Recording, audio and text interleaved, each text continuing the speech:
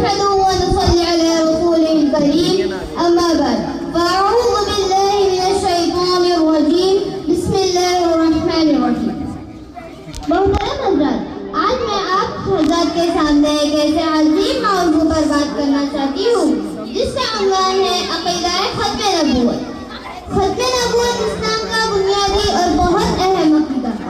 اس عقیدے کا مطلب یہ ہے حضرت محمد مصطفیٰ صلی اللہ علیہ وسلم اللہ کے آخری نبی ہے. اب حضرت محمد مصطفیٰ صلی اللہ علیہ وسلم کے بعد قیامت تک کوئی نبی پیدا نہیں ہوگا اور آپ صلی اللہ علیہ وسلم کے بعد قیامت تک کسی کو نبوت نہیں مل سکتی. حضرت محمد صلی اللہ علیہ وسلم ہی اللہ کے آخری نبی ہے. نبوت کا دروازہ جناب محمد مصطفیٰ صلی اللہ علیہ وسلم پر مکمل ہو چکا ہے. یہ دین آخری دین ہے, یہ شریعت آخری شریعت ہے, یہ امت آخری امت ہے. عقیدہ ختم نبوت کو جاننا, اس پر ایمان رکھنا اور اس کی حفاظت کرنا یہ ہر مسلمان کا فرض ہے. کیونکہ ہمارا عقیدہ ہے کہ آپ صلی اللہ علیہ وسلم کے بعد نہ کوئی نبی آیا تھا, نہ آیا ہے, نہ قیامت تک کوئی آ سکتا ہے. اللہ تعالیٰ قرآن مجید میں ارشاد فرماتا ہے ما كان محمد أبا أحد من رجالكم ولكن رسول الله وخاتم النبيين وكان الله بكل شيء عليما.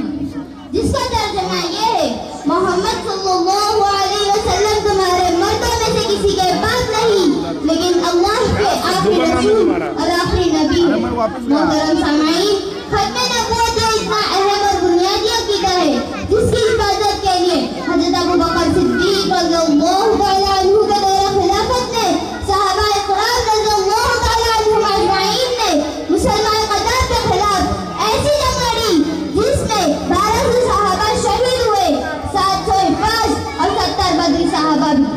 محترم حضرات, ختم نبوت اتنا اہم عقیدہ ہے جس کے بارے میں امیر المحدثین حضرت علامہ انور شاہ کشمیری رحمۃ اللہ علیہ نے ارشاد فرمایا اگر ہم ختم نبوت کی حفاظت نہیں کر سکتے تو گلی کا کتا بھی ہم سے بہتر ہے. یہی وجہ ہے کہ تمام صحابہ نے اس عقیدے پر ہمیشہ سے مضبوطی سے عمل کیا ہے اور اس شخص کا رد کیا ہے جس نے جھوٹے نبی ہونے کا دعویٰ کیا. آج ہمیں بھی اس عقیدے پر پختہ اور مضبوط رہنا ہے اور پوری امت اور آنے والی نسلوں کو اس کے بارے میں آگاہ کرنا ہے. اب اگر کوئی بدنسل جھوٹا نبوت کا جھوٹا دعویٰ کرے گا تو وہ دنیا کا سب سے بدترین بدنسل, جھوٹا, کافر, کذاب اور مرتد ہے. وہ جھوٹا اور اس کی پیروی کرنے والے دین اسلام سے خارج ہے. وہ جھوٹا اور اس کی پیروی کرنے والے دین اسلام سے خارج ہے.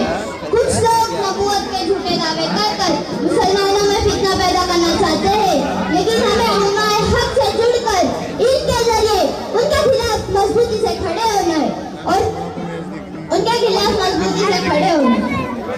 اللہ رب العزت آئے